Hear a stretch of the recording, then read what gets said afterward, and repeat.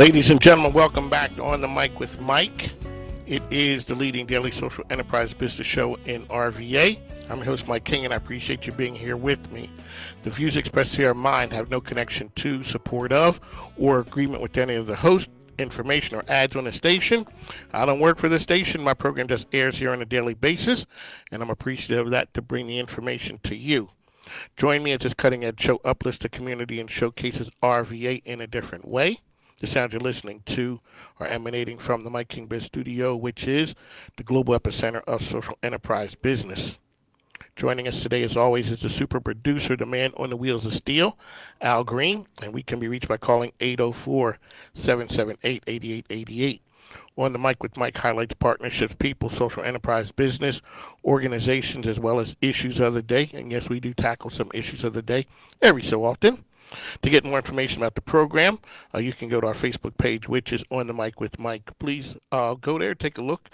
We have past shows and some great information. We'd like to thank our show sponsor, Tom Childry, the credit card guy. If you have merchant service issues, Tom is the man. He can help you out with that. He's been doing it a long time, and he's very good at it. He also does a lot of work in the community. Tom Childry, the credit card guy, can be reached by calling 804-503-8472. Along the way, we have to pay bills. The microphone isn't free. Plus, my grandkids do need stuff. And so support our advertisers and sponsors as they keep us on the air. And they have some great products and services. Ladies and gentlemen, this program, we bring you the best and brightest. Today is an action-packed show. I always say we do bring you the best and brightest. Okay, we got the driving force behind the hit documentary that's just about to drop. It's called Heard. So we have David Powers and Angie who are here with us today to talk about what they are with Belltower Pictures. Heard talks about, well, I'm going to let them tell you about what it is. Because it's, I don't want to do it. I want them to do justice. After that, we have Tom Childry, the credit card guy, with the terrific Top of Mind Topic Tuesday. And Tom is going to be talking about pertinent subjects to help you with your business. We're going to follow that up with award-winning Grammy artist, Speech, the lead singer for Arrested Development. During that time, we will also, Sandra Wilson of Black Connections will come in and she'll host with that, and we'll talk to him about the incredible things that he's doing, new music, community activism. And he's also a filmmaker. He made a film called 16 Bars that was done here. So, and then we're going to follow that up with Katina Moss. She is here with, it's like Katina Moss and Friends. She has a friend who's going to come with her Lysette who has, what are they called? It's Damsels in Defense. Okay, so we, buckle up, folks. This is going to be a good one. The program is going to move fast. We'd like to welcome to the program David and Angie. Welcome to the program. Hello. Thank you for having us. Okay, there's been a lot of buzz. Let folks know about Belltower Pictures and how we get to Heard. Well, Belltower Pictures is a non-profit production company based here in Richmond. And Belltower also has another film that came out in 2016 by the grace of Bob. And Heard is the first documentary through Belltower Pictures. Belltower's president is David Powers. David Powers. Now, sir, when you told me the story, I was in shock, and that was months ago when I heard about it. And ever since then, everyone just talks about Belltower Pictures, and the buzz in the street is about Heard. Let people know your journey and how you get to a documentary that's as powerful as Heard. Well, I was working on another project, and I needed some B-roll, some footage of low-income housing. And so I drove into Gilpin Court because I had heard about it, and I had never been there. And it's right off I-95. I'd driven past it on I-95 for 30 years, but never had turned right to drive into Gilpin Court. So I drove in there with my camera, and something just kind of hit me. Now, part of it was my mindset, because this was during a time that there had been a lot of murders. There are consistently murders and violence in those communities, but this particular summer had been pretty devastating. So I had that in the back of my mind, and it just felt, you drive in there and you see some of the boarded up apartments and the blue tarps on top of the buildings, and you think, my goodness, why is it like this? How did we get here? And why are we still here? And so that, as a storyteller, that just kind of piqued my interest to find out more. And so I started talking to people, reading books, doing research to find out, and discovered, there's some good books, there's some good documentaries on the public housing issues, but I couldn't find anything that really let the people who live in those communities tell their stories. Are you a storyteller at heart? Well, I hope so. It sounds a little presumptuous to say People that. tell me that you are. Well, it sounds a little presumptuous for me to say that, but that lights my light bulb. Yeah, I enjoy doing that. So are these are feel good? So Belltower is based on what Well, as an organization?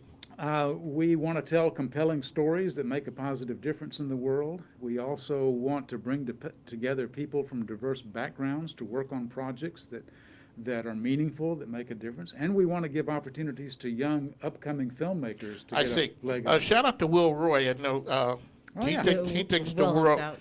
He thinks the world of you guys, and he's the first videographer I'd worked with when I came to Richmond. Well, Will is a quality guy in a lot of different areas, and he also worked on this film. He shot some He of the told me. footage. Yeah, yeah. So okay, so Angie, how are you involved in? Could you scoot just a little? So how are you involved in the project? Well, I'm the associate producer on the documentary, and What does that mean to folks? what does that mean? Well, Because when the credits run, people stand up and leave. Only the people who stay are concerned are people who are associated with that. and their And mothers. their parents, their mom and daddy, and their friends. Al Green is waving his hand There you saying go. yes. There you Well, go. let me jump in and say that you don't want to leave when the credits start rolling on this film, because the crux of the film, the highlight of the film, takes place while the credits are rolling. Yes. See, It's important to watch. that's in the media, that's when you're burying the lead, but you did it for a reason. That's right. Keep them around. You keep them around. That's true.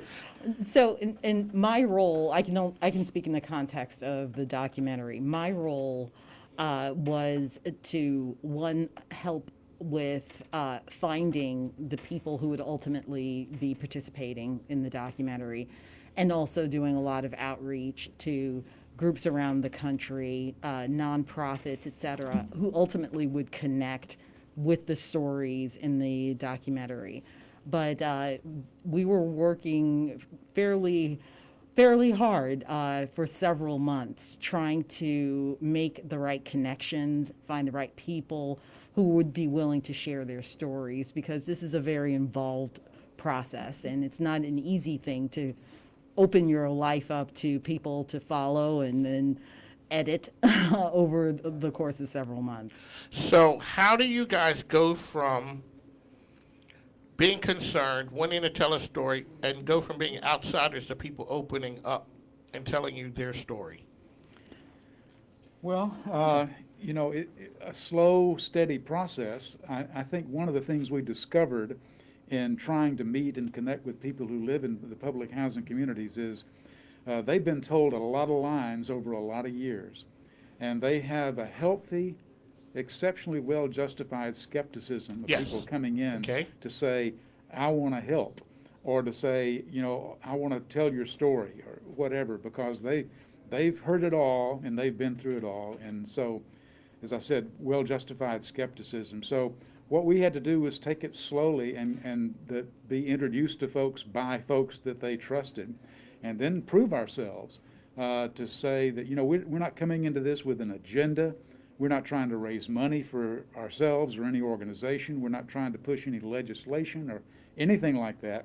We want to just turn the mic on and hold the platform steady so you can tell your story. Mm-hmm. And as we work with people we shot this thing over a period of a year.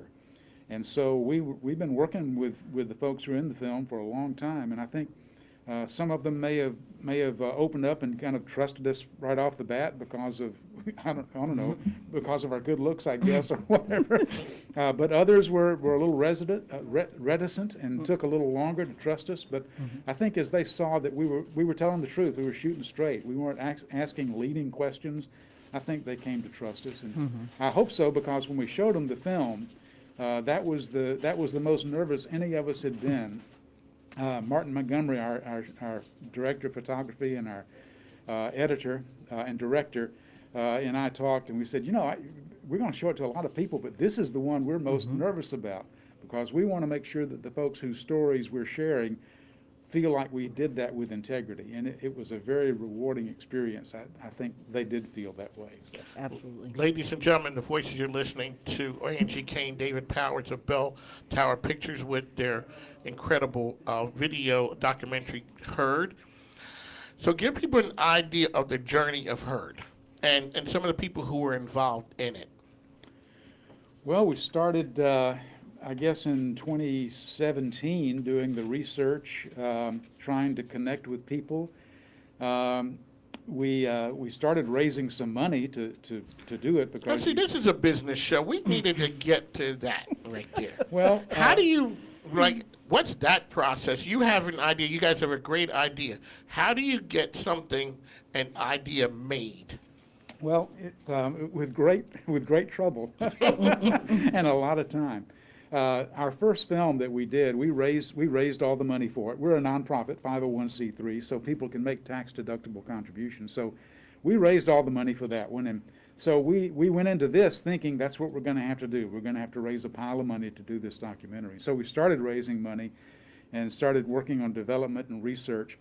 And we learned that VPM was interested in helping to bring to life documentaries that made a difference. And so we had a conversation with VPM, and lo and behold, they were interested in helping to do this. And conversations with them started, I think, in November, and we finally signed a contract with them in August, so it wasn't a quick process, but they came on board and provided the bulk of the production, well, all of the production funding.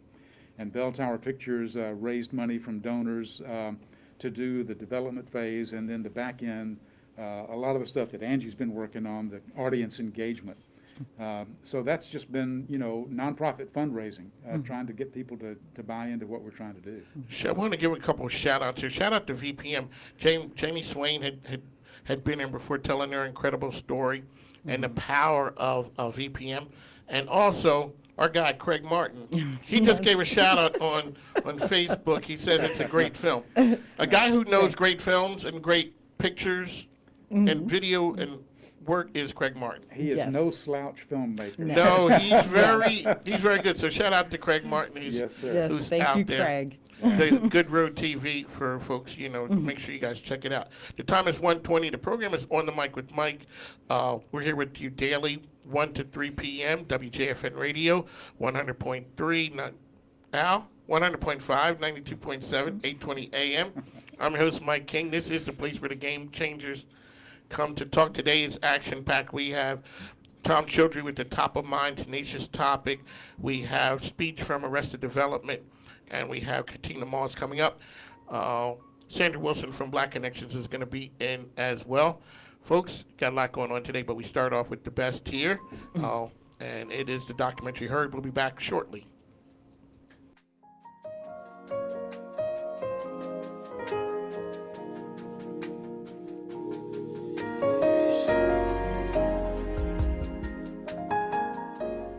Hi, I'm Tom Childry, the credit card guy with Beyond. I believe it should not be confusing or expensive for your business to accept credit cards. As a social enterprise business advocate, my mission gets you paid faster with fair rates, helping your business grow. We can be contacted at area code 804-503-8472, 804-503-8472, or at getbeyond.com. Again, I'm Tom Childry, the credit card guy. Quick, easy collect. We make it easier than you expect.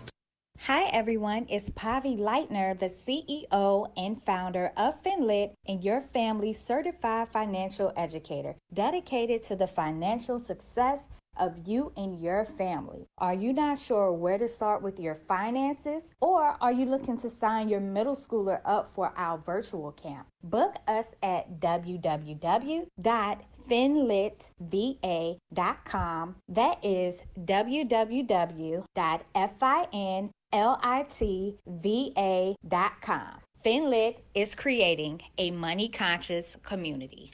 Chris Ship here with Focus Floors, and we are offering a free upgrade in any Bona water-based poly for any job that gets put on our schedule.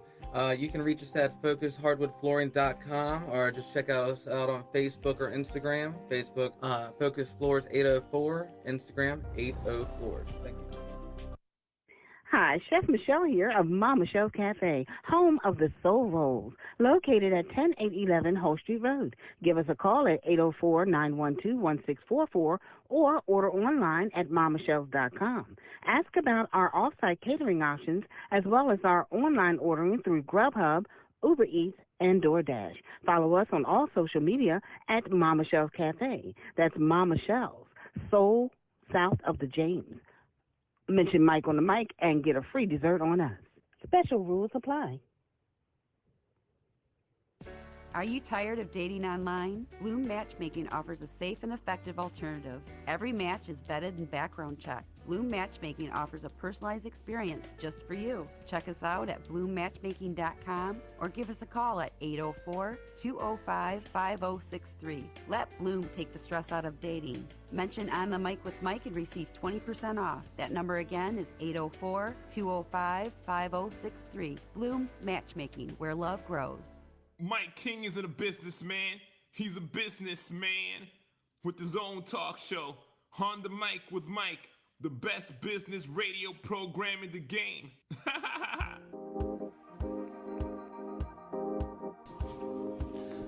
Alright, so you just have too much fun. Al has to pull me back sometimes.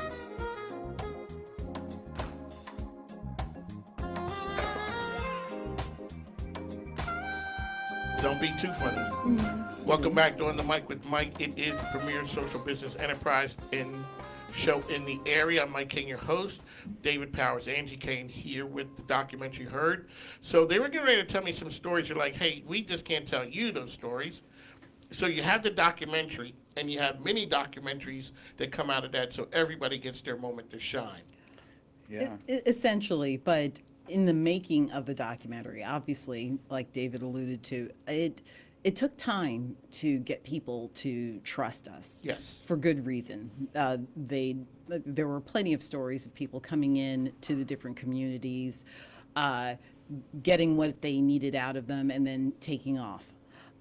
So we were considered media, and which seemed odd to us because it didn't feel like we were Filmmakers don't feel media. like media. Yeah, and so we were met with a lot of skepticism, in some cases a bit of tense skepticism. We met with all sorts of people who were in the position to maybe give referrals and introduce us to some of the residents of the communities who would be interested. But they were reluctant to deal with us because they didn't know what our angle was going to be and ultimately what people were going to get out of it for investing all of their time and energy. So it took a while, and then eventually we were able to establish connections with different nonprofits, and they were really the gateway to connecting with the people that ultimately we were able to work with in the documentary. At what point did you stop feeling like an outsider to people opened up to you? Was there one specific time?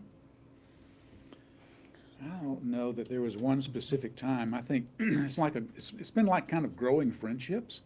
You know, I didn't know, well, none of us on the filmmaking team knew any of the folks that are featured in the film before we started down this road. And over the period of the last 2 years, they've become friends. I mean, we talk, we text, we are on Facebook friends together. It's just been kind of one of those, you can't mark a point. Maybe you can mark a point when you met somebody, but when did that person become your friend and begin to trust you? I can't put my finger on it, but I can tell you I think we're there now, at least from my side, we are.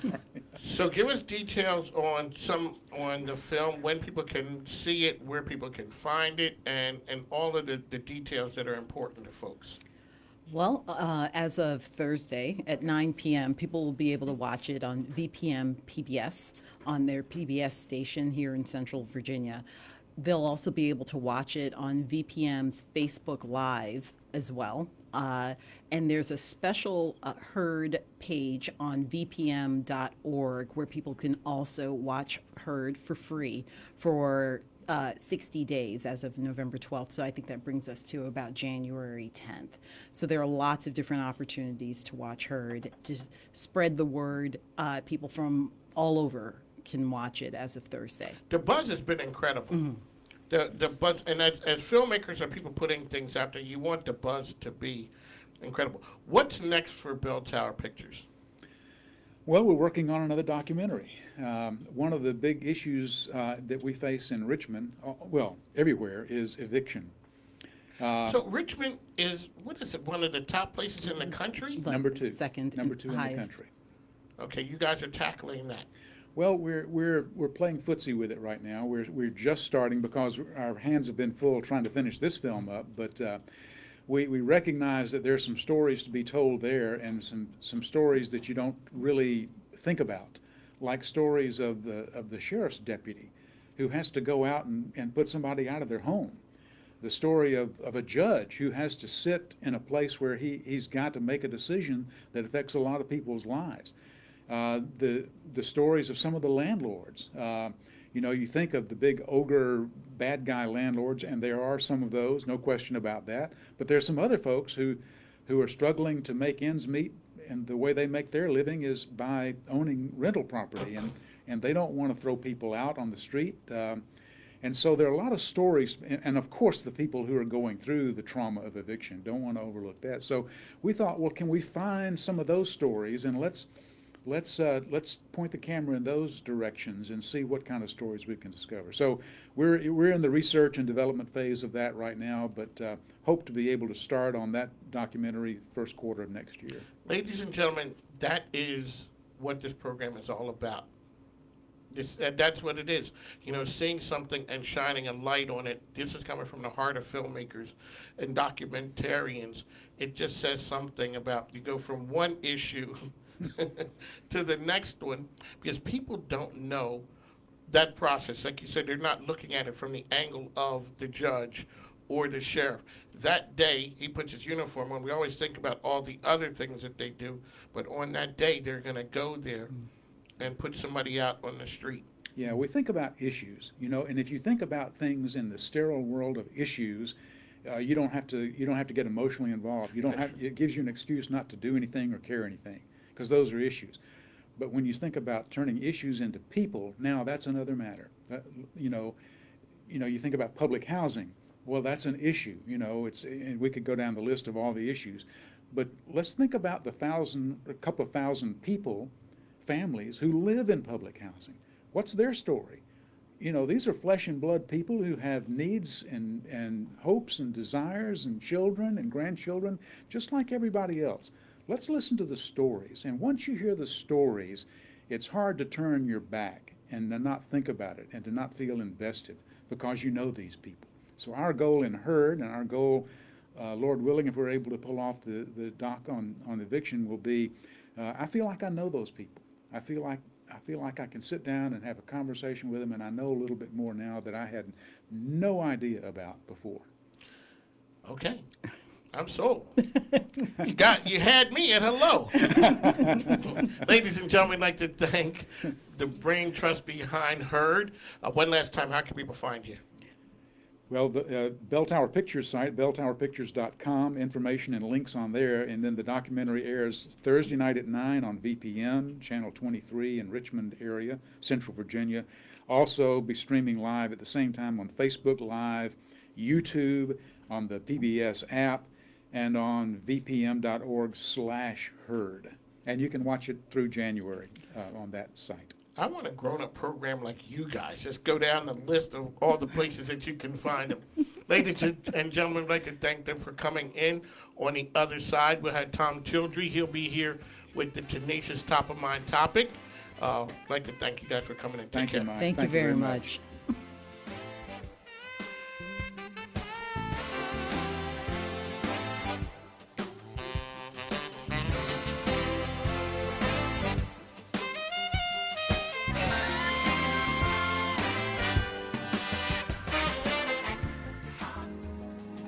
Do you want a crystal clear picture of your finances?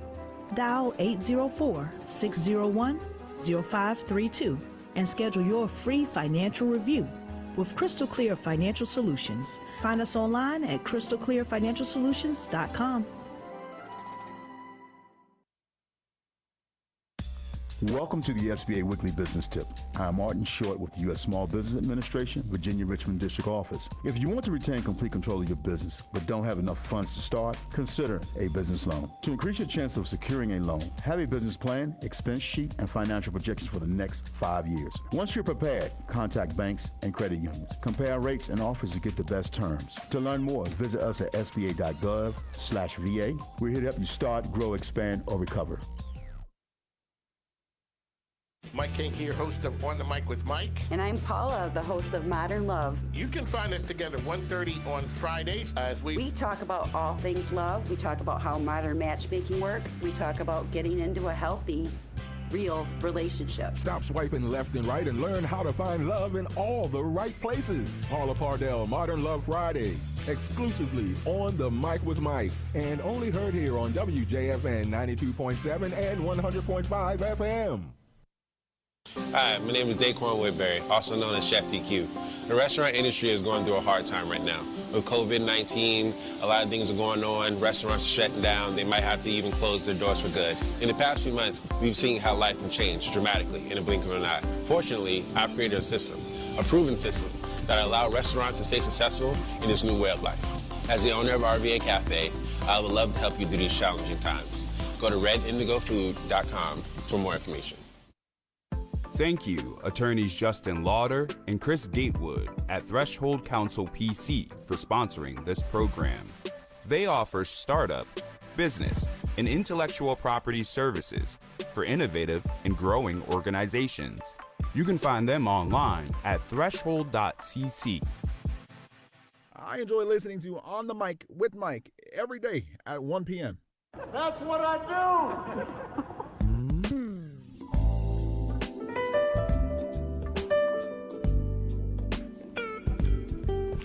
Welcome back to On the Mic with Mike. It is the daily social business enterprise show in the area. I'm your host, Mike King. I'd like to thank Angie and David from Belltower Pictures for coming in. Folks, make sure you check out the documentary. It is awesome.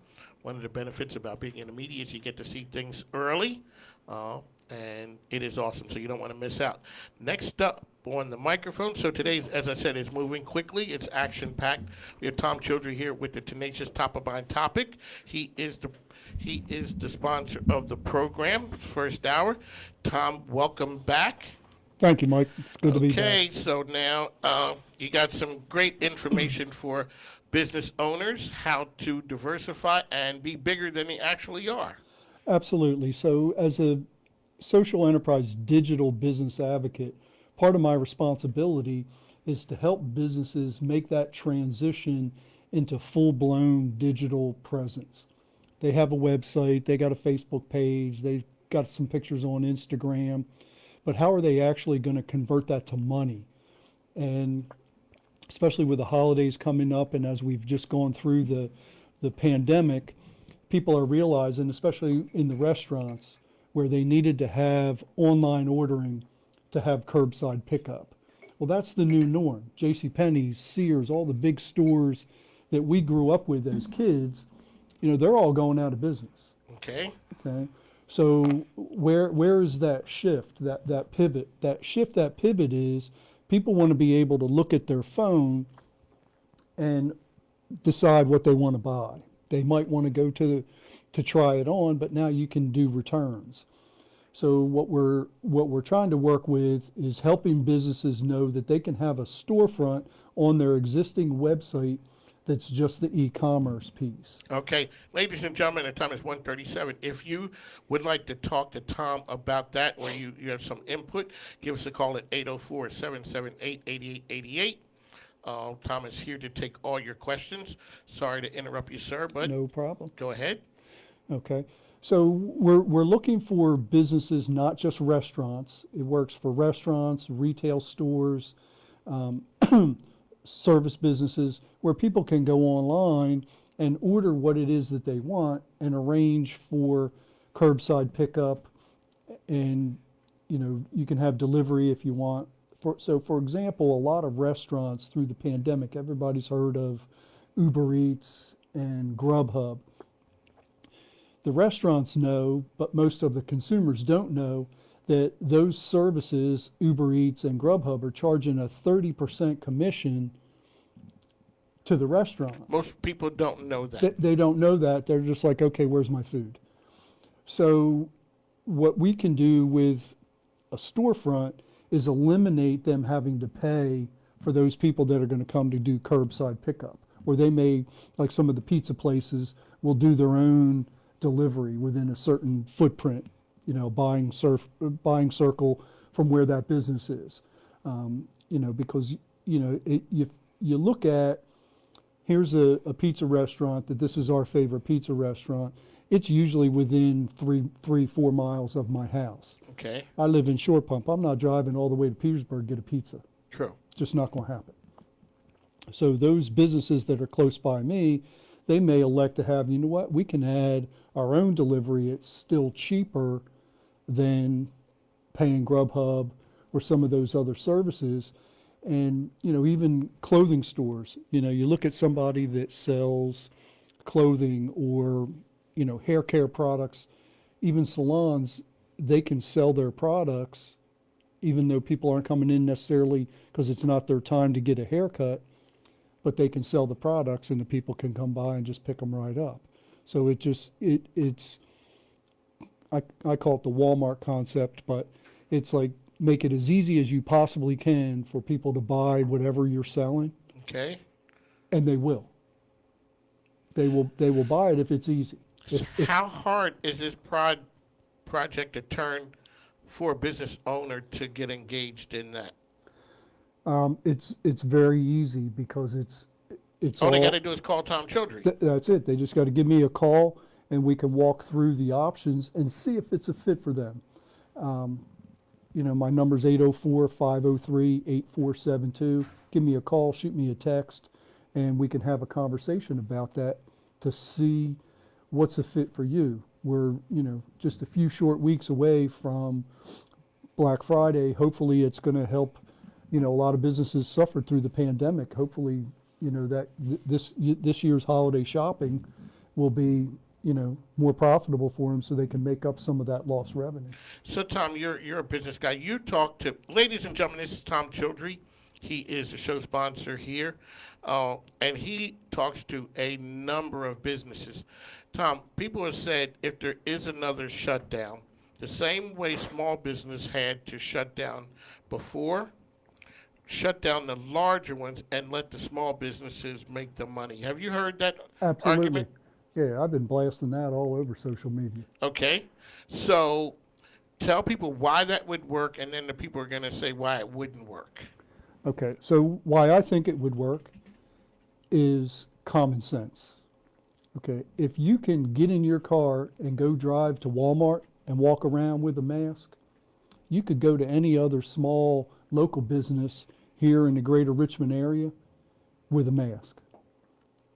So you should be able to go to any of those businesses, and it's kind of difficult for some elected official to determine whether your business is essential. If you're feeding your kids with the profit you make from that business, well, damn, that's an essential business. So, what we have to look at is ways, we got to protect each other's health. I get that. But if you're not set up to take advantage of that, like the smaller restaurants were able to turn on a dime because they were all doing Grubhub. They had that curbside pickup all figured out. Some of the big fancier restaurants where you take your wife for your anniversary or something, they didn't have that. They were slow to pivot to that, and a lot of those went out of business.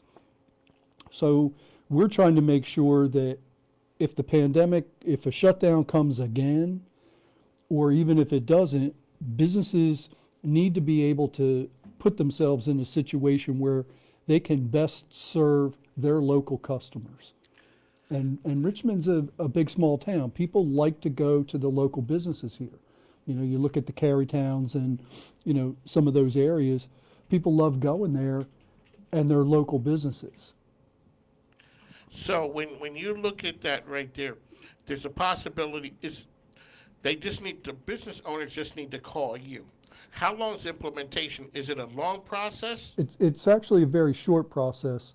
The biggest holdup depends on how many products they have.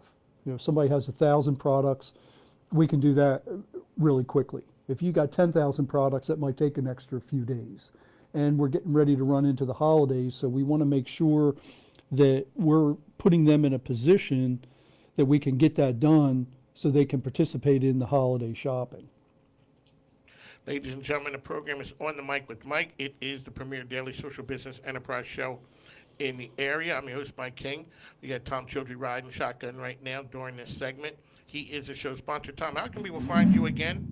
The best way to reach me would be to phone or text 804-503-VISA, 804-503-8472. Every time you say that, I just have to thank the phone company for giving me that number. how did that happen? You know people. Divine intervention. Ladies and gentlemen, that's what Tom Childry can bring to your organization. You are the credit card guy. Give Yes, people sir. some tips. We're going into some busy season right now. How can business owners help themselves with the credit card processing and things to look out for? So there's a lot of different programs now where you can reduce or eliminate your credit card processing fees. And we've been sitting down with a lot of businesses to look at that. For example, last week I met with auto repair place, been in business in Richmond since the 1970s, and we were able to save them $60,000 a year in credit card fees. 60,000. I bet you were very popular there. Mask or not, that man hugged me. So, you know, there's a lot of conversations that need to be had. People think, oh, well, I got this from my bank, or, you know, conversations are free, but mistakes can be expensive. So if you just keep doing what you're doing and you're not taking advantage of the things that have come about that can be positive changes for your business, it could end up costing you money. Now, what you had done for that guy had saved him that much money. Was it something big that he had overlooked, or was it something that you're like, okay, well, that made sense? It was a little bit of both. So one of the things that he wasn't aware of that he could do is it's called cash discounting. So he sets all of his prices at a cash price. But if you're going to pay with a credit card, he incurs some credit card fees. So he just adds those credit card fees onto the customer. If you want the convenience to pay with a credit card, just like if you paid your taxes with a credit card, you pay a small fee for using a credit card. And most all businesses do that or have the ability to do that, but they don't know how to do it and be in compliance. Okay. You can't just throw it out there and start, you know, charging people anything you want. So we do what's fair to cover his cost and make it fair for his customers that need that convenience to pay with a credit card. Some of his customers have been coming for, you know, more than 10 years and been writing them a check every time. He's more than willing to give them that discount. Good enough. The time is 1:46. The program is On the Mic with Mike. Tom Childry here, the credit card guy. We're here daily with you from 1 to 3 p.m. WJFN Radio, 100.5, 92.7, 820 a.m. It is the place where the game changers meet. Up next at the top of the hour, we have award-winning artist speech of Arrested Development, of the famed Mr. Wendell, Everyday People, and Tennessee. So he's going to be here talking about that as community activism as well. I'd like to thank Sandra Wilson, who's going to sit in with us on that as the sponsor of the segment. Also, people who help make it happen, Mom Michelle's Cafe, Bloom Matchmaking, as well as the Dope Soap Lady, and also Carolina Girl Catering. Those are some other friends of the program. So make sure you hear them, support them, and we'll be back on the other side with more with Tom.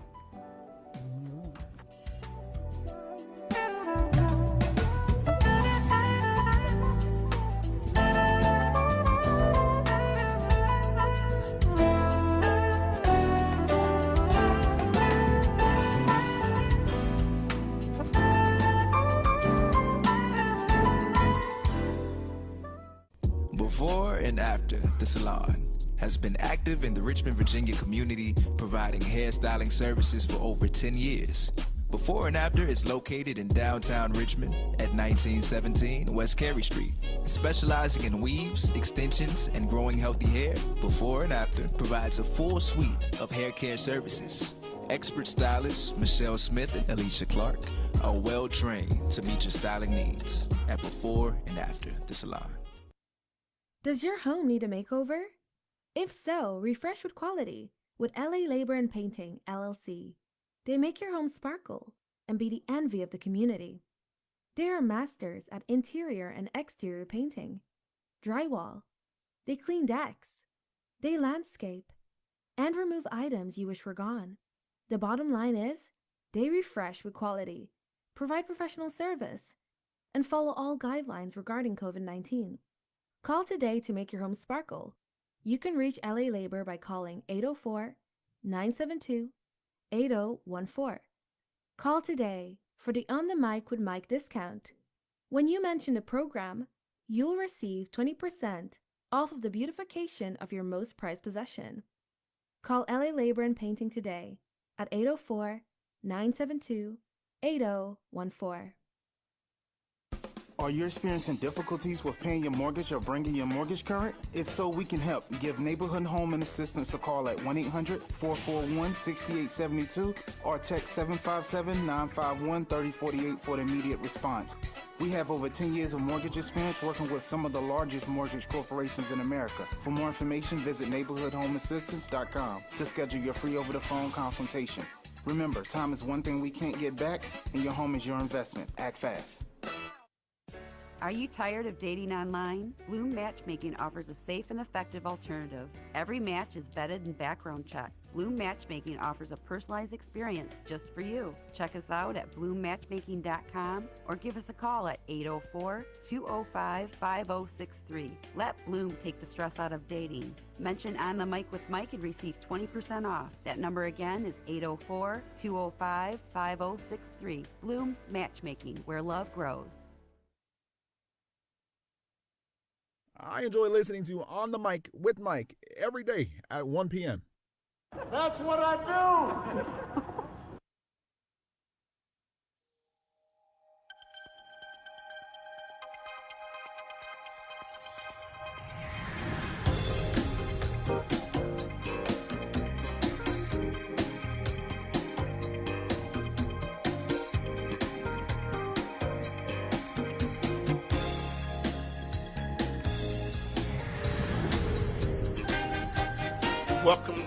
Welcome back on the Mic with Mike. This is a business program professionally done. Sandra Wilson from Black Connections, and they're setting up the light. Tom Childry trying to drop nuggets of knowledge. I'm not sure exactly what she's doing in here. So, Tom, you were saying about helping folks out build out a storefront on their website. Correct. So it becomes like a pop-up window. So they can have that. They can have links to it on Facebook. People can make orders. and being able to do that makes a small mom and pop business, local business here in Richmond, be able to compete with the big guys because the internet's there. If you have good quality products and services that you're trying to market, having a storefront that allows people to pay when they're interested in doing it, because if you make it difficult for them, well, I got to look at it on your website, but then I got to call your store to actually buy one. People want to just, they're in that mood. They want to buy it now. We want to help business owners make it easy for their customers to buy their products and services. What does a person need to do to get, what are not enough products and what are too many products? Well, there are not, as far as we know, there's not too many products. The largest one we've done had 25,000 products. Okay. They call them SKUs, the little barcode. Mm-hmm. And if you have 4 or 5, it's a good place to start. The question I think business owners want to ask themselves, I have this many products now, where do I want to grow my business? Is that to add more products?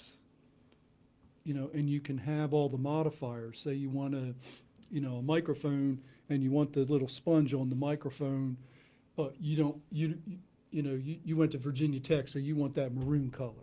But somebody else went to University of Delaware, they want that blue color. So you can have those modifiers, and that takes 5 products to 25 products.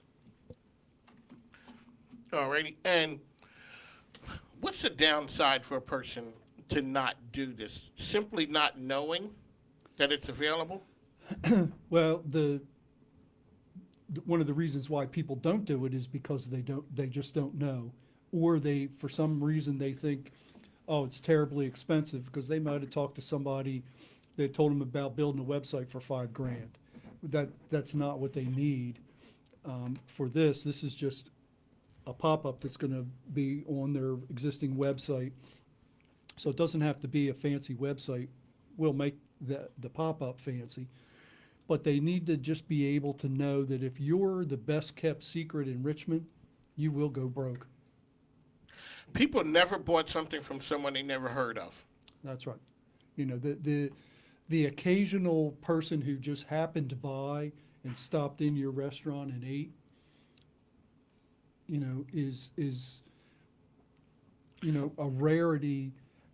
And for retail, somebody might stop by if you're in a busy retail area, but the technology is, not the old bag phone anymore. People have a computer in their pocket that they're never more than a few feet away from, that can access any information that they want. And if they can't find your business, there's a really good chance they're going to find somebody else's business that sells your product and service. So it's about telling your story, telling it loud, and telling it often. You became the credit card guy because that's what you did, and then you took it and made it your own. Yeah, so, it's kind of like when you're a kid, people, you get a nickname. And I was in the networking groups here in town, and everybody kept calling me the credit card guy. And I had some customers where I would, call because I needed to talk to the business owner. And it's like, oh, you're the... And somebody would say, hey, boss, it's the credit card guy on the phone. So I was like, oh, so I just ran with it, and I trademarked it, Tom Childry, the credit card guy. And How long has that been? How long ago was that? That's probably been 17, 18 years. So you were on the front edge of that right there. Yeah, before personal branding, you were there branding before it became. Yeah, before it became. You were country before. Yeah, before country. I moved here in October of 1998, or no, 97, excuse me. And I parked my car and I just hoofed it.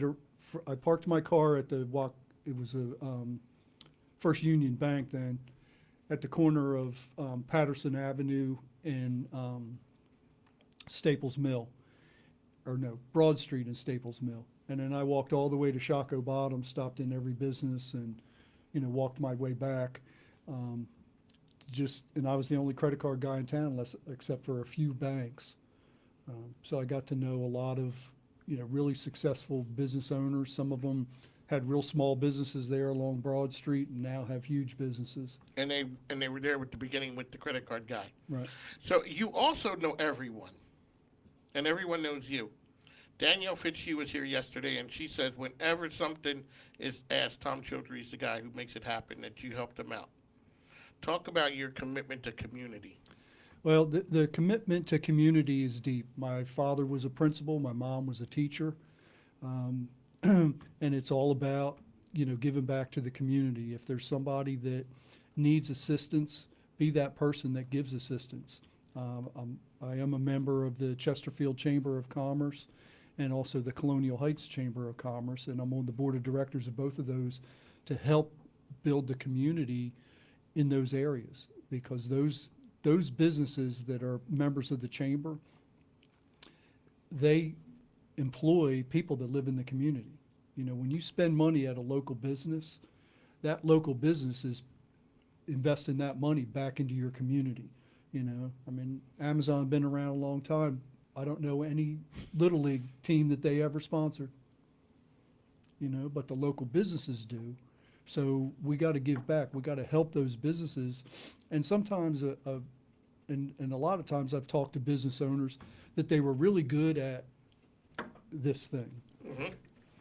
And, they're really good at that, but they may not be good at bookkeeping or, some of these other things. And I don't necessarily do those things, but I know people that I know, like, and trust that I can refer in there that I know will take care of those businesses and, make sure that everything is being taken care of for them, because we're all in this together. I live here, you live here, they live here. If everybody's looking out for everybody else, we can make it happen. Yeah, that's right. We can make it happen, and great things will happen if we all work together. How can people find Tom Georgie, the credit card guy? Two ways. The first and easiest way probably is my cell, which is 804-503-VISA, VISA, 804-503-8472, or our website is GetBeyond, GetBeyond.com. And again, I'm Tom Childry, the credit card guy. Quick, easy collect. I'm going to make it easier than you expect. I was going to ask you to drop the tagline, but you just came with it anyway. Ladies and gentlemen, show sponsor Tom Gildry. I'd like to thank him for coming in. We will be back shortly. Thank you very much.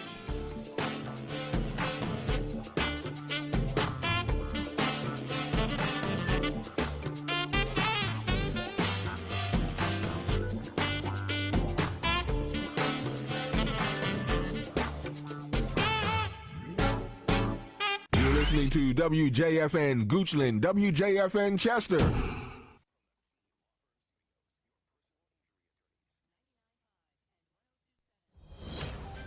Breaking news this hour from townhall.com.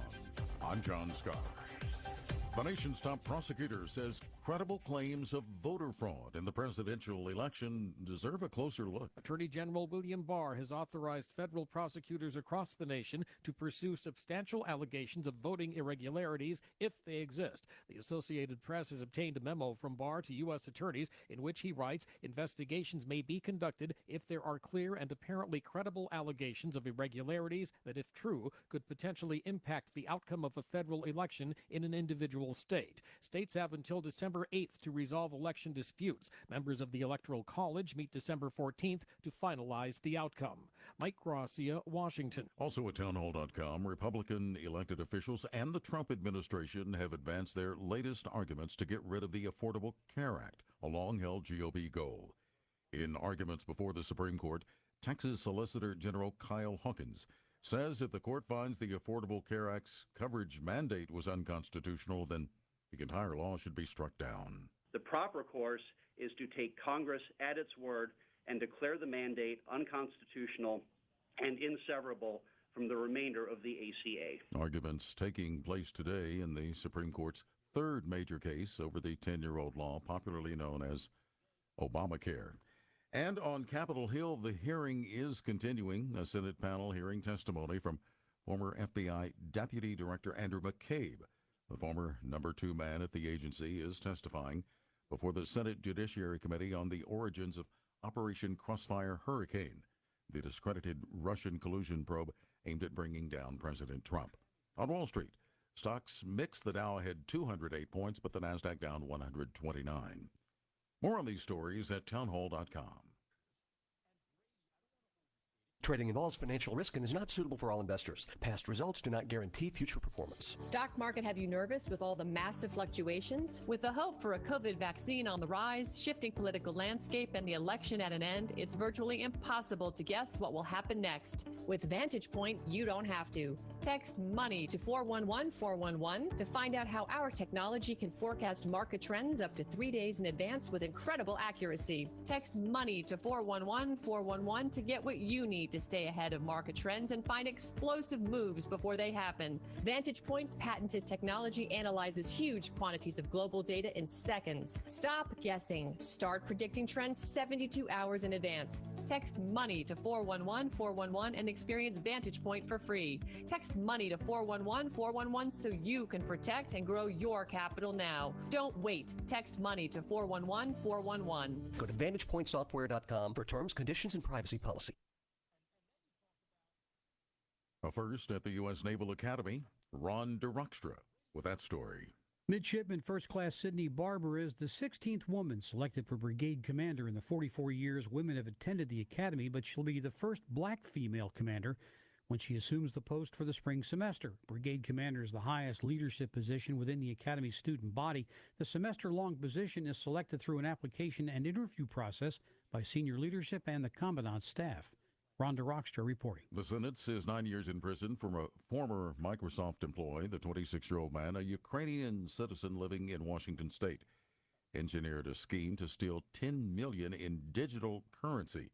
Money authorities say he used to buy a $160,000 car in a lakefront home. In his job at Microsoft, he was responsible for helping test the company's online retail sales platform. Breaking news at townhall.com. Alex Trebek may be gone, but the people behind the game show he hosted for decades are making sure he isn't forgotten. Thank you for everything, Alex.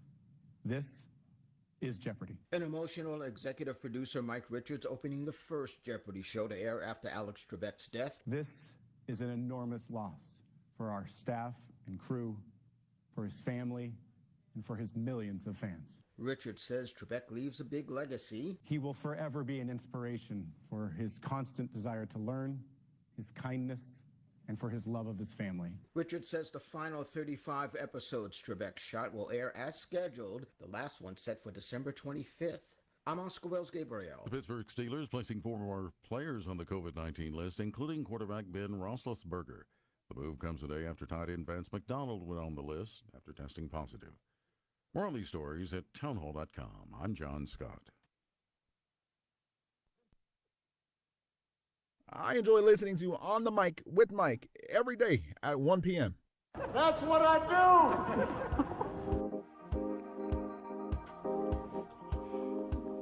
do! Ladies and gentlemen, welcome back on the Mic with Mike. It is the premier daily social enterprise business show in the Richmond area. I'm your host, Mike King, riding today with Sandra Wilson of Black Connections. So, Sandra, you're supposed to say something. I am. Hi, guys. Okay, so on the Mic with Mike, ladies and gentlemen, I'm your host, Mike King, and I appreciate you being here with me. The views expressed here are mine alone, have no connection to, support of, or agreement with any of the host. Information ads on the station. I don't work for the station. I just appreciate you guys listening to me as we bring you this information. Up next, we'd like to welcome to the program award-winning artist, Speech of Arrested Development. Sir, welcome to the program. Yeah, thanks for having me. We're big fans. Richmond has been waiting on this with bated breath.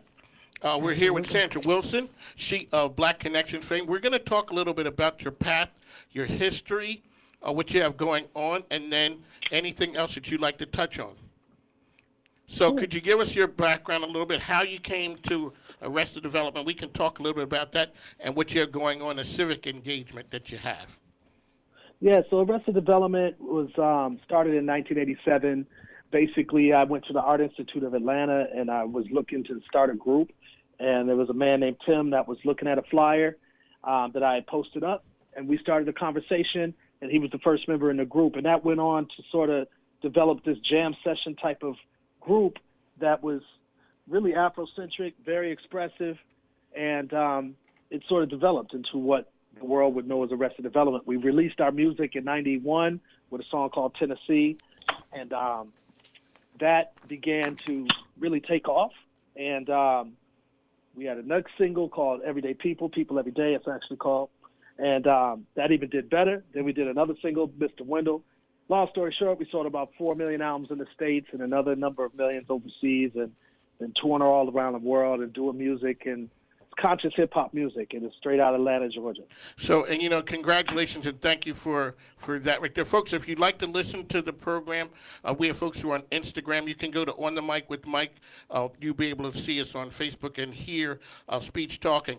Speech, explain to folks what it likes to be part of something that's generational, that's a music that was a staple of our time. I'm sorry, I missed that question. My phone must have went out Okay, for a second. so Go ahead. we'd like to find out what's it like to have an inspiring song or songs that are like the soundtrack of a generation. Tennessee, People Every Day, Mr. Wendell set the tone for socially conscious music. Talk a little bit about what it means to produce those and the impact that they had from the artists, because we know what it was like being fans. Well, thank you. I appreciate that. You know, it's surreal because, first of all, it was our very first single ever. So whenever you're an artist and you put out music, generally speaking, you're expecting your career to, you know, bubble up over the years and gain more and more following. For us, it was very different. I produced the music. I did the lyrics for the songs. So it was surreal to see something that you create that's very personal to you. Add to that Tennessee was written from my grandmother dying, and she lived in Tennessee, and my brother was at her funeral. He died the same week, and the last place I saw both of them was in Tennessee. So the song has personal, deep roots and meaning to me. So you add all of that together, it was very surreal to be able to make music that has such a lasting impression, but also means so much, not only to me, but hopefully to the listeners. Hi, I want to introduce myself. My name is Sandra Wilson. I own a company called Black Connections. And I would like to know from you, because I grew up listening, you know, to your music. You're a little older than me, but you guys are absolutely amazing. And I love the concept behind the music. My business is pro-Black pretty much. Yes, sir. She is truly pro-Black. So when she says Black Connection, she is not fooling around. Yes, that is true. I'm all about Black-owned businesses. But I have a question for you. I mean, I know you guys did all this music back in the day, right? And so, I mean, y'all were like really out there before your time in as far as like the pro-Black movement and stuff. With what's going on, you know, in the world today, would you change, you know, any of your lyrics or anything that you guys did back in the day? Would you change any of that? No, in fact, I wouldn't, because I feel like it's more relevant today than it might have been then, or at least just as relevant. I'm saddened that the music has to be relevant today the way it is. I'm saddened that some of the situations that I talked about in earlier stuff in the 90s is still so relevant right now. So I'm saddened by that. And at the same time, obviously, you're encouraged that the music still can serve a purpose. Absolutely. For today's generations. And so there's a lot of young people who are growing up disconnected from old school hip hop that are just that are being reintroduced to it. They're learning about it. And so a lot of them are encouraged by the fact that there was a time in hip hop music where conscious artists were selling millions of records and touring all around the world, and they were not relegated to the underground. That encourages youth that I meet, and it inspires them to realize that they have way much more width in what their voices can be, in the art that they create, and the things that they're talking about. And unfortunately, a lot of the newer artists have succumbed to what really is an intentional campaign to narrow the subject matter that's allowed on the mainstream distribution and radio stations, distribution companies and radio stations. So youth are a lot of times very inspired. So I wouldn't want to change it. No, I'm very grateful for where we've been and what we're doing. Ladies and gentlemen, you're listening to The Void. That is Speech of Arrested Development on the mic with Mike. I'd like to thank him for joining in. Ken, so now you talked about socially conscious music. You are a TEDx speaker. You're part of the Turnaround Arts program. You also had the Victory Spot. So you're mentoring young people out there, the next generation of leaders. Talk a little bit about that. And you also had done 16 bars. Tell a little bit, give our listeners some idea of the creative things that you're doing that have social impact today. So I had been complaining for a long time, for really years, about the lack of representation. And instead of complaining, I decided to get engaged and go ahead and do something about it. The first thing that my queen and I did, I'm married to a woman named Yolanda. We've been together 30 years. Congratulations. Thank you. I appreciate that. And so we decided to start an art school called the Victory Spot, where young kids can gain victory in this music industry without selling their souls or going down directions that they didn't initially want to go down. Can I ask you a question really quick with the Victory Spot? I noticed that you had said it's in a certain part of town. Explain to the listeners who are not familiar with Atlanta where it is and why you put it in that part of town.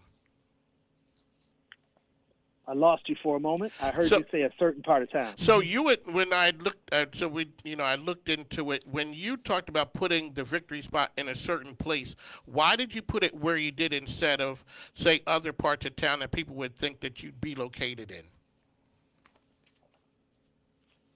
Sorry, you dropped out one more time. Sorry about that. When you did the Victory Spot, where you located it, why did you locate it where you did? Uh-oh. Did we lose you? Can you hear me? I can hear you. Okay, I didn't get the full question, but I did want to say that we're on the south side of Atlanta. That's it. And south side is special because a lot of the developing, like the artist development companies and talent development companies that exist are on the north side in some of the business districts, and ours is on the south side, which is a hugely growing population of blacks and artists and creativity. There's a Hollywood studio here called Trilith. It used to be called Pinewood. So you got this new influx of very, very creative, talented people who don't have a lot of access, and especially with COVID-19, to go downtown to the already existing schools, and ours is on the south side. So I'm not sure if I answered the question because I didn't hear it, but I did hear you say a certain area of town. So I just wanted to hit that off. And that's exactly what I was asking you. So could you talk a little bit about the film 16 Bars? Hello? 16 Bars? Hello? Ladies and gentlemen, we're having a little bit of technical difficulty. That's Teddy Riley. yes, it is. So we're a little bit. So can you tell the listeners about 16 Bars and the connection to Richmond? Yeah, so I had saw a very inspiring documentary on CNN called This Is Life by a woman named Lisa Ling. And it was of a daddy-daughter dance that was happening in a Richmond, Virginia jail. And my manager and I both saw it. He called me. He was like, Speech, are you seeing this? And I'm like, yeah. We were so inspired by the vision that the sheriff of that particular jail must have had in order to allow these men to be humanized and be with their daughters and have family time, even though they were still presently locked up. And so I reached out to this particular jail, which happens to be in Richmond, Virginia, and that's where to we see are. if they might have exactly, which is where you guys are. And my hope is that they would have that same vision to do other things and to include music. So we just started building and talking about things that we might be able to do together. And it took about 2 years to work through some of the concepts that we wanted to do. And me personally, I wanted to make music with the residents inside of the jail. Oh, nice. And try to release this music so people could hear the voices of those men and women. And so I got a production team of filmmakers because I wanted this to be filmed and documented. And we were able to pull it off about 2.5 years later after that first call to the jail. We were able to work through all of the stuff and make sure that the people that did the creativity were able to make money from it. So all of these things were red tape type items that we had to work through in order to make this happen. But it's now out, and I'm so proud of this film. It's called 16 Bars, based on how many bars usually rappers spit on records. And it's a very inspiring, really, you get a story that you get to hear the men in the jail speak their realities through creativity, but also through us following them around their lives. And I tried to stay out of the way as much as possible, but be the conduit to allow everybody else to be able to feel their humanity. And I felt like this film could be a great help for the whole justice reform endeavors that are, presently going on throughout the nation. So, and I think it is. So people should definitely check out the film. It's called 16 Bars. That is awesome. That is awesome. I'm so glad that you did that. I have I do lives on Instagram for my Black-owned businesses, and there's one question that I always ask them. If you had the opportunity to talk to your younger self like right now, what would you tell your younger self after everything that you went through as a child, as an adult, with your, career? What would you tell your younger self today? A few things. One is be proud of what you're doing. Don't doubt. And then the second thing I would say is make sure you're paying attention to the people on your team, that they all feel taken care of. Because that was one of the big things that played into Arrested Development having to break up really at the height of our career, was people feeling disgruntled, people not knowing a full situation, and me being, as the leader of the group, being too focused on continuing to move the group forward without really checking the health status of everybody in the group. And so that's what I would tell my younger self. No, take a moment here and take a consensus of how everybody in your crew and your team is doing. Do they all feel taken care of? Do they all feel good about where everything's going? To make sure that that everybody's moving forward at the same pace. Okay, ladies and gentlemen, this is Speech of Arrested Development on the mic with Mike, WJFN Radio. We do different here. We bring the game changers to you. Can you talk a little bit about, to our listeners, Arrested Development ahead of the time, strictly stating your lane? When you embrace differentness, everyone is different, but when you guys came out the gate, I'm 60, so, I was there right there when it hit. No one had seen anything like you guys. Half the people didn't know where Tennessee was. We didn't know the words of the song. We just saw something that was different. Talk a little bit about how that movement captured America and what it did to you guys. I lost the last part of the question. What did the rise of Arrested Development do to you guys, that you're part of a movement and you embrace differentness? Yeah, I think it was amazing. I mean, for us, it let us know that diversity was being celebrated and that we were able to be ourselves, being from the South, because at that time, hip-hop music didn't break off from the South yet. So we were charting new territory as a hip-hop crew that wasn't from New York, wasn't from L.A., but from Atlanta, Georgia. And Afrocentric, that was new territory, especially coming from Atlanta area. So all of these things, it was a celebration for us. And to be honest, since like Oprah Winfrey, her show came out, there's been a new thing that I wish we would have taken advantage of, and that is just breathe in the moment. And one of the things she used to tell a lot of celebrities that were on her show was that, make sure you breathe this moment in. Even though we were celebratory, we didn't breathe it in as much as we would have, if we had that knowledge. And so I'm just very grateful that, we were able to do what we did.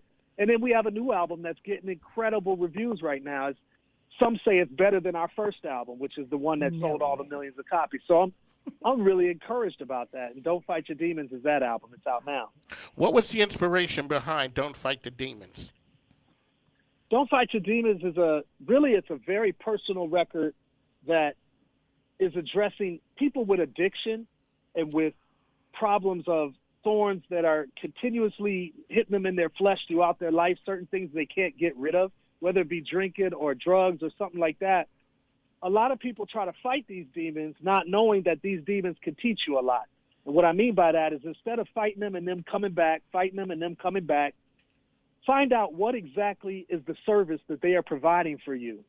And when you find that out, then you can understand the root issue of why you're inviting them into your life in the first place. Then you could get rid of them and replace them with something substantial and real and positive for your life.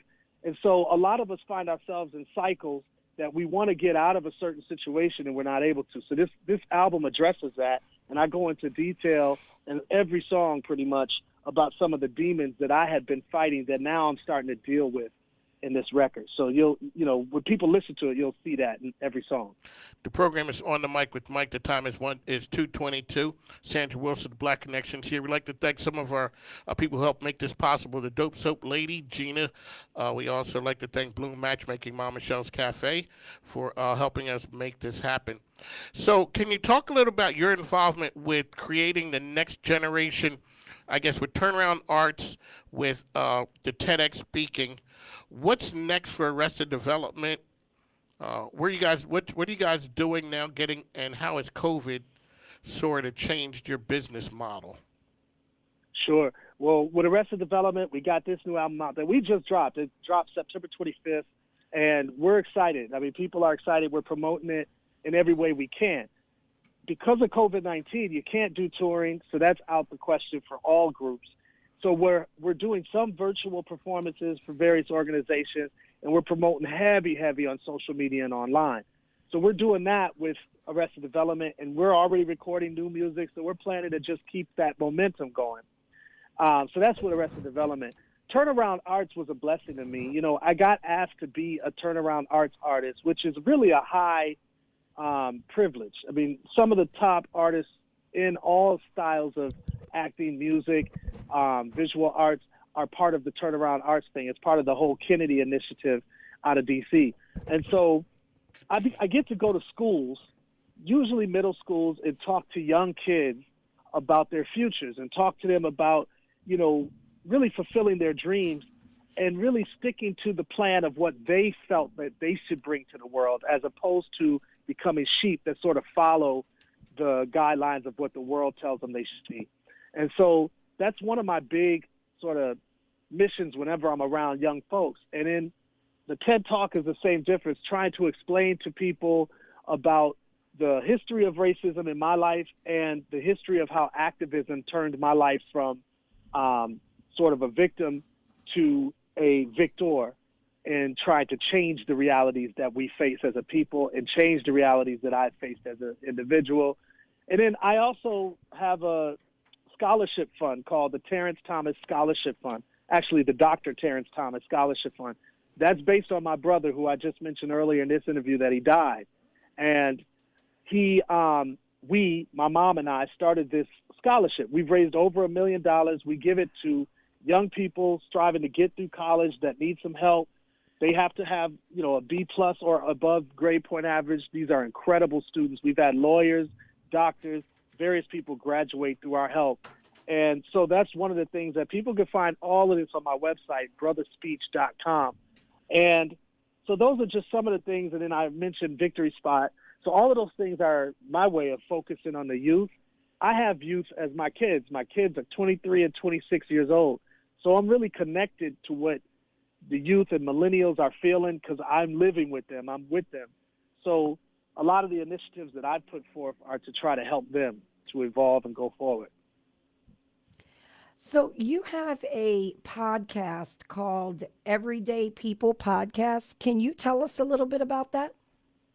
Yeah. So my family does a tradition that I grew up doing when I was a kid, and that is at the dinner table or breakfast table, both, we talk a lot about issues and things that are going on. It could be something frivolous like a Cardi B song, or it could be something deep like an election issue or a prison issue. And we just talk about it. And it was so lively and it was so vibrant that I was like, yo, we should put this into a podcast. And we started to do that. So me, my queen, my daughter, and then we invite certain guests. We talk about all of these issues, whether it be Jada Pinkett's, stuff she was doing with the singer, or it could be about something deeper, about some political issue. So we talk about all of these things, and it's usually a lively and really great discussion. Well, sir, we'd like to thank you for coming on. One last thing, could you let people know where they could find you? Yeah, so my social media handle is speech __, and my website is brotherspeech.com. And you can get everything from Don't Fight Your Demons to watching the podcast to 16 Bars links. So you could go see that on Amazon, all from brotherspeech.com. Well, I'd really like to thank you for coming on. When I reached out, I'm like, there's no way. There ain't no way this brother's going to come on. Like, who is this Mike King guy in Richmond? But what you're doing is inspiring. So being part of Arrested Development was enough. But what you're doing for the youth is something outstanding. Showing them the way, showing them there are other options. And for people who have been there, congratulations on your success. If you ever make it through Richmond, please stop by and see us. And if there's ever anything that we can do to help you get the word out, we are here for you. I appreciate it. I love Richmond. I stayed there during that entire filming of 16 Bars, and it became like a very real place for me. And I've been back ever since. So, yeah, thank you to Richmond, and thank y'all for this interview. All right, ladies and gentlemen, that is Speech of Arrested Development. We'd like to thank him for coming on the program. Shout out to Sandra Wilson, Black Connections, LLC, for helping with this. Also, the Dope Soap Lady, Gina Conyers, Mama Michelle's Cafe, and Bloom Matchmaking. The program is On the Mic with Mike. We are up next with Katina Moss. She is here with us. She's always engaging and bringing us great information. And we will talk to you on the other side.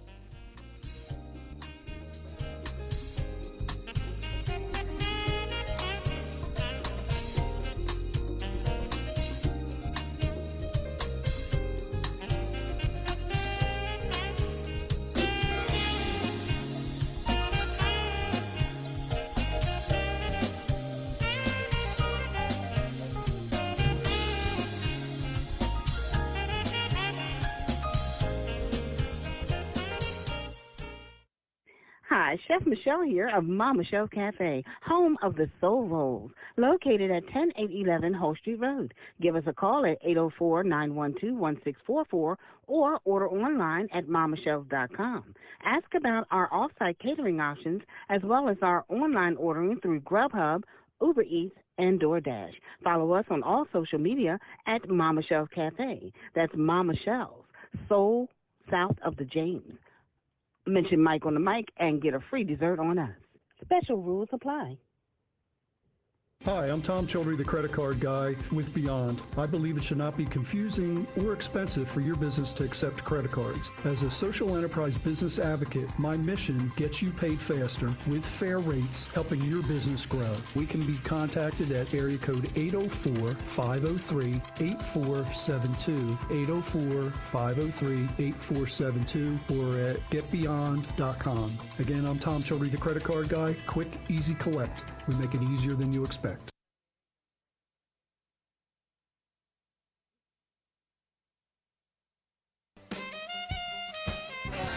The 30-year fixed-rate mortgage is still at the lowest level in 50 years. I'm Mark Livingstone with Cornerstone First Financial, and it's now more important than ever to work with a friend you can trust. As a mortgage broker and lender, we can guarantee to meet or beat any competitor on this very station, or Cornerstone will pay your mortgage for an entire year. Some restrictions do apply, but call now at 202-625-1221. That's 202-625-1221 or online at cornerstonefirst.com. Listen, these rates will not be this low forever. And when the pandemic is over, it's the housing industry that will bring the people out of this and bring the economy back. Do yourself a favor and call the only company that delivers what it promises, not some window rate with a bunch of points attached. 202-625-1221. That's 202-625-1221 or cornerstonefirst.com. Happy Tuesday. I'm Kiara Johnson with your WJFN 100.5 FM weather report brought to you by Dominion Energy. Some unseasonable warmth for your November day. Richmond, partly cloudy, areas of patchy fog early, and then high 78 for your today. Tonight, partly cloudy, and then becoming cloudy after midnight. Slight chance of a rain shower, low 63. Charlottesville, sunshine and clouds mixed, high 74. Tonight, cloudy with occasional showers overnight, low 62. 60% chance of those rain showers. Fredericksburg, sunshine and clouds mixed. 76 degrees is the high for your tonight. Partly cloudy early in the evening, followed by cloudy skies overnight. Slight chance of a rain shower, low 61. That has been your weather report. Please visit dominionenergy.com. The best remedy for the body, soul, and that of your family is to get back to nature's best. And the best way to do that is spending a day buying the freshest meats and eggs at Harmony Hill Farm in Fluvanna. On the all-natural Harmony Hill Farm, you'll find only the freshest natural products for your table at home. Take your family for a walk on the farm. Take in the fresh air and ask anything you want to know. Harmony Hill Farm loves visitors, and visiting the farm to buy your food allows you to see for yourself how things are done. Harmony Hill Farm produces food products that are raised naturally, raising animals animals as naturally as possible while being good stewards of God's creation. Their chicken, naturally raised woodland pork, beef, lamb, and eggs are all in stock. No confinement houses, no GMOs, food lots, or pharmaceutical inputs. Just healthy animals in the natural pasture for the best quality meats. Visit Harmony Hill Farm in Fluvanna. Their satellite store in Glen Allen open Saturdays 10 to 2. Call 434-286-7094 or visit the online store at harmonyhillfarm.net.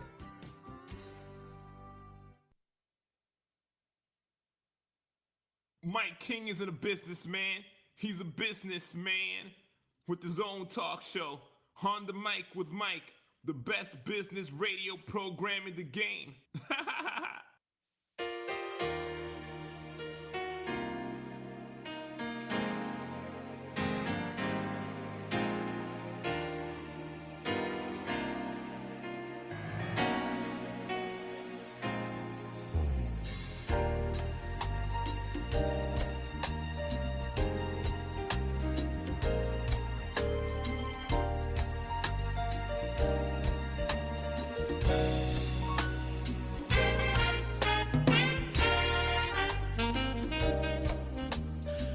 Time is 2:33. The program is On the Mic with Mike. We'd like to thank Speech of Arrested Development for coming on with the great information. That was outstanding.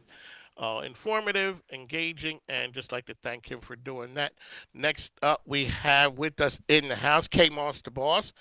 Katina Moss is with us. Okay, we see, ladies and gentlemen, this is what happened with live radio. We're just moving so fast. We got Al Green running around, trying to make sure we got everything straight. Okay, now. Are we straight? We're good. Straight. Now. Okay, now you're Katina Moss. Hey, K. Moss, everyone. Yes, K. Moss the Boss. K. Moss Presents as well. It's great being here today. Thank you so much. You know, there's a historic day. On the Mic with Mike has grown up. We're a real radio program. Yes, absolutely. And to follow speech is like, okay. You got the Afrocentric thing going on.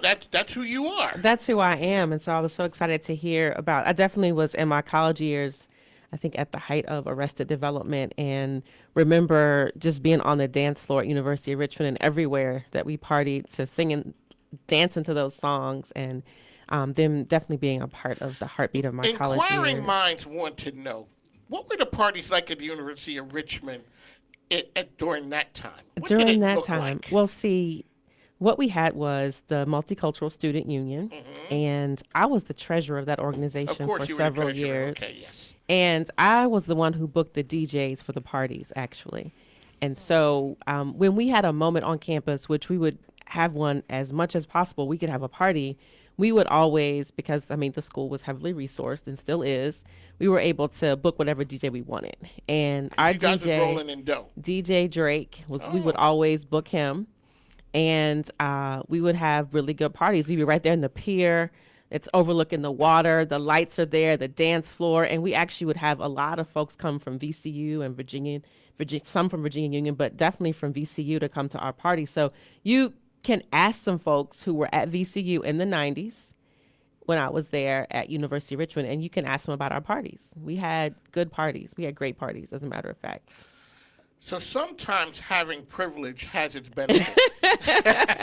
Definitely, because we didn't have to really struggle for anything, and pretty much whatever we asked for to be able to make our stay there more comfortable, we were able to receive. Okay, so now we're going to get to the serious stuff. You were here for a reason today. Definitely here for a reason. Okay, what are you here to let our good listeners know about? Well, first of all, I definitely want to give a shout out to the folks that I'm working with at this moment with different projects around the city. You always have multiple projects. I always have multiple projects going on. So just to remind everyone, I'm Katina Moss, and we are K Moss Presents, and we design experiences that inspire cultural connection, college and career attainment, and community and civic engagement. And so in particular, I describe myself as a youth integration strategist. One reason I was excited to hear about speech and what he does with the youth, because I actually help organizations integrate youth programs into their plans and processes. You are an educator to your core. Absolutely. I'm an educator to the core. So right now I'm happy to be working with the Storefront for Community Design. Shout out to that organization, some of the folks that are at the forefront of rethinking Richmond to be a more equitable space. And I love any organization that centers youth and families. And so their organization that they have that's really out there for the youth is the Six Pick Innovation Center, Six Pick. And I'm working with their City Builders program right now with their really cool civic engagement program. And with that, I have to give a shout out to my connection that connected me with that program, Zenobia Bay with Community 50/50. And so always shout out and love to that sister for all that she does for the community. 50/50, they do a ton of things. A ton of things. They do. Shout out to Zenobia. Yeah, absolutely. And so, and of course, always the More Legacy Foundation. And we'll have an exciting announcement coming soon. So hopefully you'll have us back to talk about that. We're Shout making out to Diaz Moore. Absolutely, Diaz Moore. That's a strong brother out there. That's out there for the culture, for the cause, with his business, and also with the endeavors that we have with youth in reference to IT fundamentals. And we'll have some exciting announcements coming here soon in reference to college access and college attainment too, and some expansion that we're doing across the state. So hopefully you'll have us back to talk about that. I'm sure you will be. Okay, so but now we're talking about my sister Lynette Lee, and a huge just love out to Lynette Lee. I met Lynette at an event back in 2018 with the Young Entrepreneurs Association with my sister out in Petersburg. And Lynette is an angel. She is just love personified. And we met, and she came to our Kwanzaa festival as a vendor in Hopewell, our Ujamaa festival. And from the Ujamaa Festival in Hopewell, we began the First Friday Freedom Open Mic Series. And Lynette volunteered to be our vendor coordinator. And to be, you know what it's like to run multiple enterprises. Mm-hmm. And for my vendor coordination to be handled by such a loving and gentle soul who was very professional and just already had a captive audience of vendors that she could call. And she has a really great mind in reference to which vendors fit into what spaces. And I was just able to turn that entire process over to her. And she handled it as I would handle it, with love and kindness and consideration. And so she asked me if I would be a host for an event for her. Okay, so Lynette Lee, welcome to the program. Hi, how you doing? Okay, so Thank you. So Katina's talked about loving, gentle, peaceful, and you're here today to talk about damsels. What's the name of it? Yeah, damsel in defense. Yes. The floor is yours. We have been waiting all day for you. Now, you were talking about women with self-defense stuff. Correct? Exactly. Please inform our listeners what's out there and what's available, because it is interesting. And okay, needed. well, thank you. Oh, yeah, most definitely. Well, I would say that we provide stylish tools to keep you safe. So, we like things stylish, but they also keep us safe. One of the things is we know that things happen, but you want to have a way to protect yourself. And we provide training as well. Our mission is to equip, empower, and educate women how to keep safe and help them feel confident that if they had to use any of our tools, they could. So we don't just sell it to them, we also train them how to use it. And when you say tools, what are you talking about exactly, ma'am? I am talking about stun devices, pepper sprays, personal keychain alarms. We have concealed carry purse backpacks. We have bulletproof shield to go in those backpacks to protect us, and even protecting your money, RFID wallets, emergency whistles, and we also have items to help have conversations with your kids to help prepare them so if they found themselves in what we refer to a tricky situation, how they can respond. So we want to start with them young to try and change those statistics that are out there. So let me ask you, so my kids are old now. I'm one of the grandkids now. The whole stranger danger thing, we're a little past that, I would guess. Yeah. So now what we have is we have a series called Safe Hearts. That's sharing awareness and family education. So we have books. There's a series of books. They're in English and Spanish, and there is even a game that the whole family can play. So, say for instance, one of our books will cover, a child accidentally saw something on the internet they shouldn't see, or they found a gun, or one is called. Gosh, I'm getting nervous. Don't worry about it. You're at home. Katina's here. She just, Big Brother. She's just on her Madison's phone. Big Brother. Okay. Yeah, it's okay. Madison's Big Brother. For instance, this would be a book that you would not give to the child to read. You would sit down and read it with them. And in this book, Madison goes to play with her friend that has a big brother. And the big brother is playing a video game, and she goes to play with him, and he tries to steal a kiss. But Madison's mom has already sat down with her and had the conversation about boundaries, what to say, what to do if someone tries to cross that boundary. And in the book, if you remember Fat Albert, back in the day, they had those, the people that's, the good conscience. So in the book, we have what we call heart defenders. And the heart defenders cheer her on to say, you can do it, you can tell them no. And as they're reading the book, it opens it up for conversations between the mother and the child, say, if they have been in that situation before, or if they may know someone. And it opens it up in a safe environment so that that conversation can be had. Because if a child's never been in that tricky situation before, they might freeze up and not know how to respond. So this is a way of empowering them to say, no, this is not something I have to tolerate, or I can go home, because they've already, versed it. And when they finish the book, there's a place where their picture goes, and then they become a heart defender where they're helping others. Because when a child is violated, it's the heart that changes. So that's what we're trying to protect, Wow, I never thought about starting that. young. Mm-hmm. That's something. Could you say that again? I mean, people need to catch that one about what happens Yeah. with the heart. Yeah, so when a child is violated, it's the heart that changes. And that's what, once that violation happens, that heart has to be healed again. So that's what we're trying to protect. We're trying to protect the heart. And that's why we call those characters in the book heart defenders. Okay, so you have an event that's coming up, correct? Yes. Okay, Yes. let folks know about that. Okay, this is an online Zoom event, and Katina is the hostess, so I'm excited She about. is the hostess with the mostest, but she Yes. always tells me, when it comes to the details for her events, and I know how she can be, a stickler. She says you are the one who really makes it happen as a coordinator. So now you're the she's the hostess for your event, and let folks know what you're doing out there.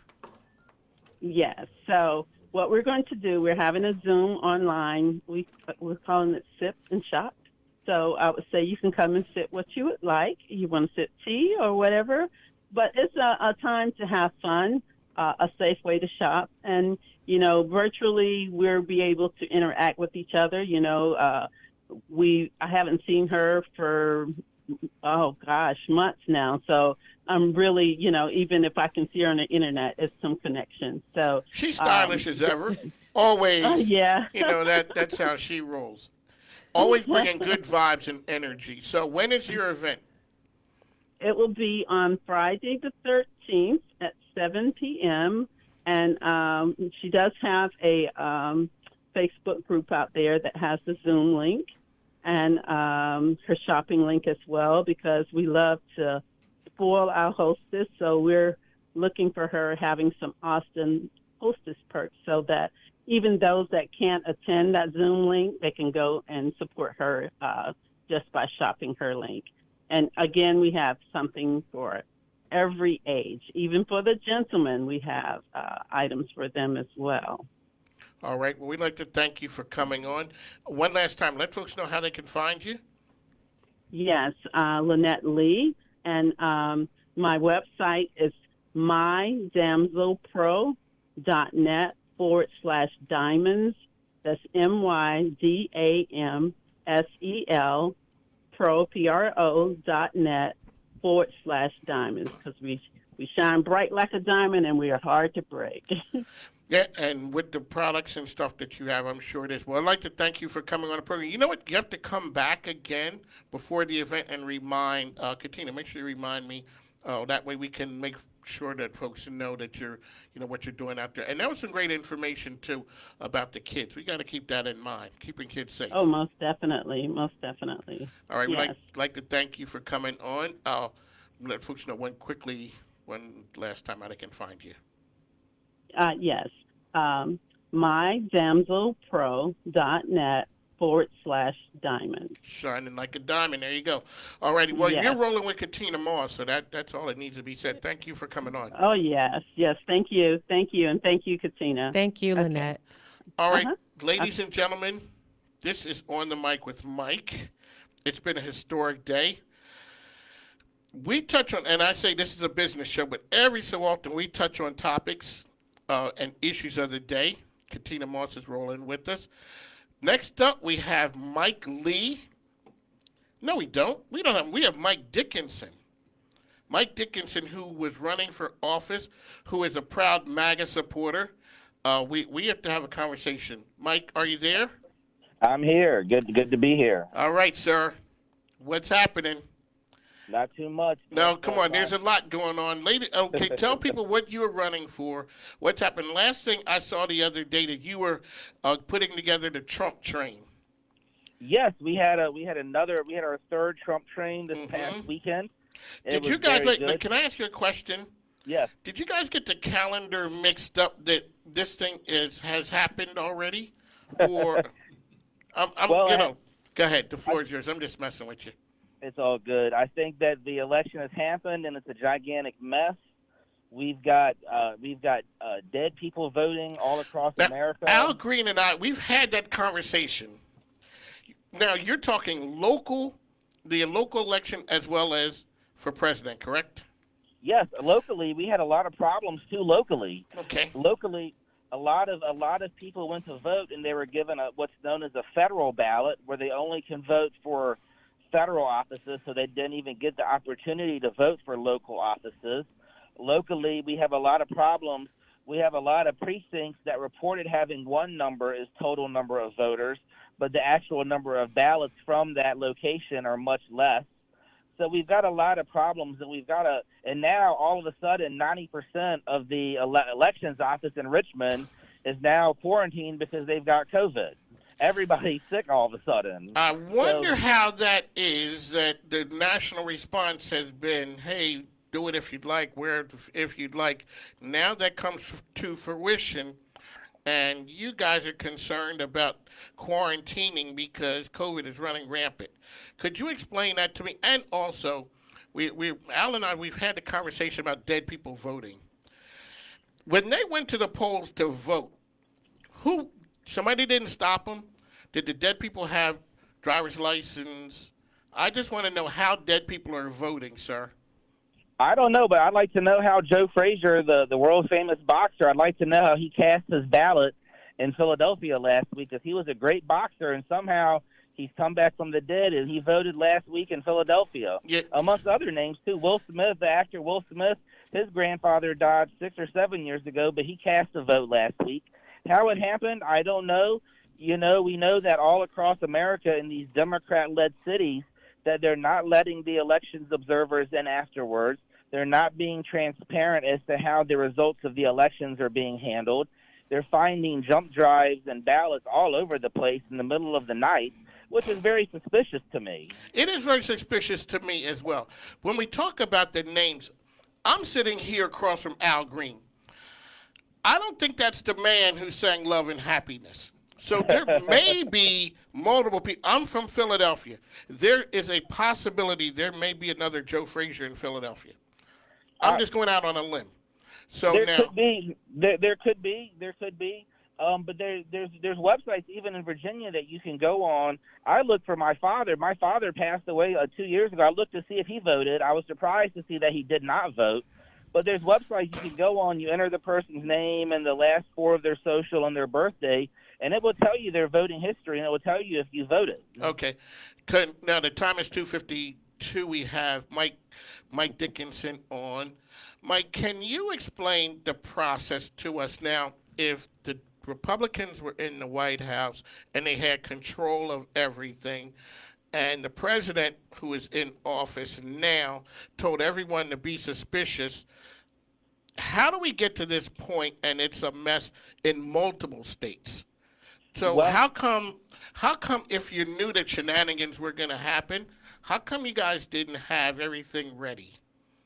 Well, I think President Trump had a lot of things ready, but the problem is that elections are ran by local. They're ran local. The United States, we didn't learn anything in 2000 when it was Bush v. Gore. We didn't learn anything from that. We never fixed the problem, which is that when you let the elections be administered locally, you get a lot of leeway and a lot of room for shenanigans. Okay. We didn't learn anything. We should have learned in 2000 after the election with Bush v. Gore. We should have made the actual, I guess, process of elections spelled out to the letter and administered by the federal government. Instead, it's administered locally, which means that local officials have a lot of control, and a lot of times these local politicians and local leaders they're quite frankly they're dirty, and they will try shenanigans and tricks, like the mayor of Philadelphia. I mean, the Supreme Court of the United States issued him a court order to segregate the ballots from before Election Day and after Election Day, and he told the Supreme Court, "I'm not listening to you." Mike, So they can I had to ask you issue a another. question about Pennsylvania? How come a lot of this could have been hashed out the night of the election? How come the Republicans didn't want to at least start looking at the ballots before the day of the election so that we wouldn't have this problem this far after the election? Well, if Philadelphia is anything like Richmond, I can't speak to Philadelphia, but I know in Richmond wouldn't tell anybody anything. Wait a second. Can I just, so you can't talk about Philadelphia on one hand, but you just told me it was the most corrupt. Now, Philadelphia, Atlanta, Milwaukee, it seems to be a recurring theme here where the Republican side isn't happy with the election, the results of it. And on top of it, if the president was a patriot, you know what he would do? He would take this L and go ahead and go home instead of trying to burn down the republic on his way out the door. Do you agree? I think that the most patriotic thing we can do is to make sure the election is fair and that's been administered honestly. I think the commonalities that you speak of are Democrat mayors and Democrat cities that cannot handle the administration of an election, just like they can't handle the administration of, the coronavirus. The message in hold on a second. Let me ask you about the coronavirus. What other job could a person have that you would lose $240,000 of something? If we worked at a candy manufacturing plant and they said Mike Dickinson lost 240,000 cases of M&Ms, does Mike Dickinson work there on Monday when we find that out on Friday? Do you? I don't know. President Obama kept his job, and we lost a lot more when we had the H1N1 flu. How many people died from H1N1? I believe it was well over 300,000. I don't have the number right in front of me, but it was substantial. Mike Dickinson, come on, man, stop it. Stop, sir. You know what? I wanted you to come on. I wanted this to be informative. You're going to tell me that we were sleeping when Obama presided over 300,000 people dying. When the H1N1 flu hit, we had many, many more deaths, and the White House did nothing.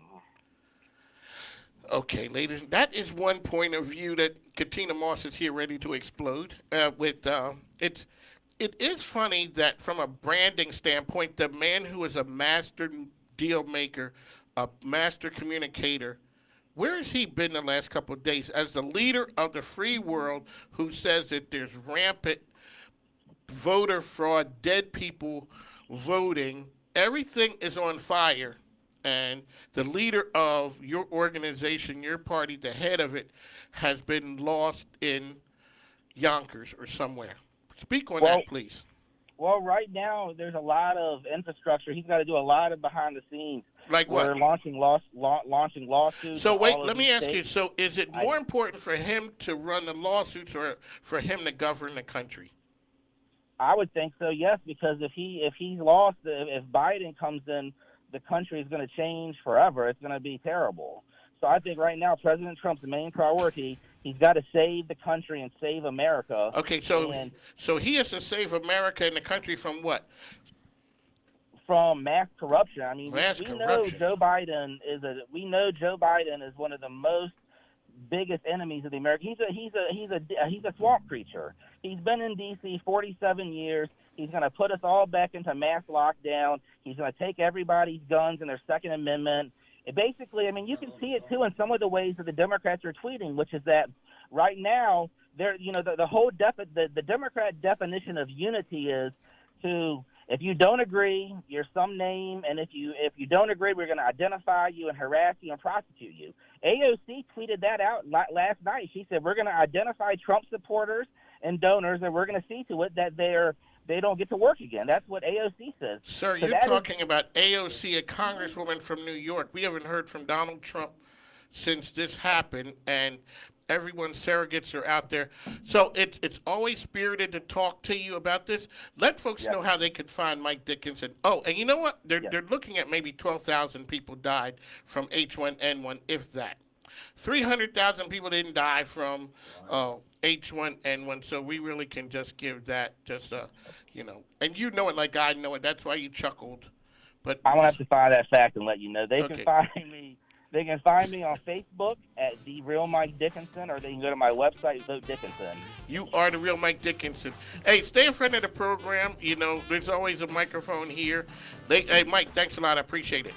Yeah, man. Thank you. All right. Ladies and gentlemen, this program has been outstanding. We ended up with Mike Dickinson with his, I'm not sure the information. Katina Moss is here with us. We'd like to thank Speech of Arrested Development for giving us that uplifting information. David from Belltower Pictures was here. Who else did we have? Oh, Sandra Wilson. We'll talk to you tomorrow. Thanks, everybody. I'll see you. WJFN Chester, 100.5 FM, 92.7 FM, and AM 820. Breaking news this hour from townhall.com. I'm John Scott. The Trump campaign has filed lawsuits in